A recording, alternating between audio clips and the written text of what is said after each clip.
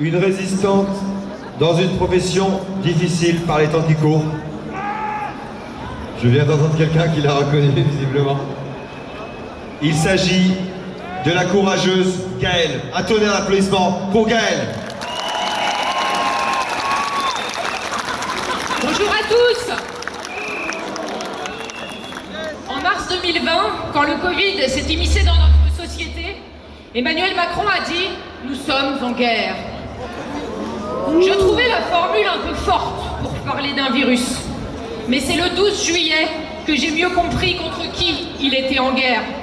Le peuple français, qui ne faisait pas assez vite ce qu'il voulait. Le pass sanitaire et l'obligation vaccinale des professionnels, notamment des soignants dont je fais partie, n'ont été qu'un chantage pour contraindre les gens à aller se faire vacciner. Faites-vous piquer, sinon plus de vie sociale. Faites-vous piquer, sinon plus de boulot et donc plus d'argent. Mais l'objectif de tout ça est purement politique et absolument pas sanitaire. Je vais vous parler de mon domaine parce que je le connais bien. En France, nous sommes 40 000 dentistes libéraux. On estime qu'environ 5% de ces dentistes ont refusé l'injection, se retrouvant ainsi suspendus, ce qui fait environ 2000 praticiens. Mais là où le but du gouvernement est non seulement la contrainte, mais j'ajouterais également la volonté de nuire, c'est que ces praticiens, s'ils sont titulaires de leur cabinet, ont l'interdiction formelle de prendre un remplaçant, même si celui-ci est vacciné.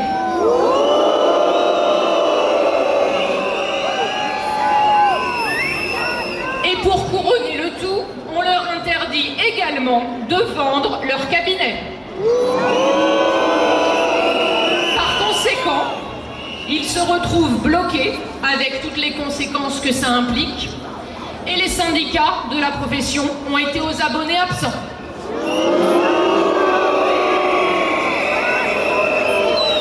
L'obligation vaccinale des professionnels nous a été vendue pour soi-disant protéger les patients.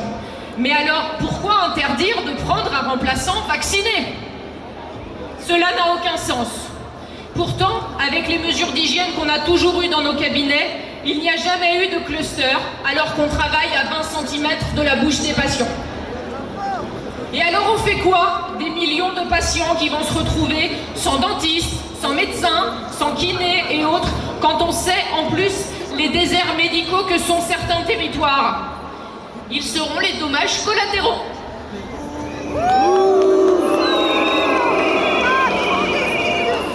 Les chiffres de contamination faramineux de ces dernières semaines sont la preuve que ce pass sanitaire, qui devait accessoirement s'arrêter au 15 novembre, est un échec cuisant.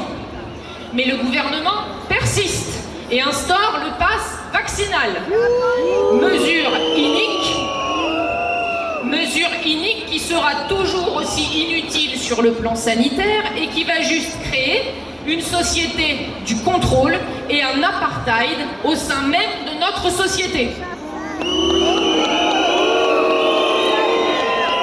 Jamais je n'aurais pu imaginer que dans le pays des droits de l'homme, on en arrive là. Si les gens pensent qu'ils retrouveront la vie d'avant en cédant au chantage du gouvernement, ils se trompent et le temps nous a donné raison, ils en exigeront toujours plus. En tant que citoyens et en mémoire de ceux qui se sont battus pour que l'on soit libre, on a le devoir de résister quand les valeurs fondamentales de notre pays sont bafouées.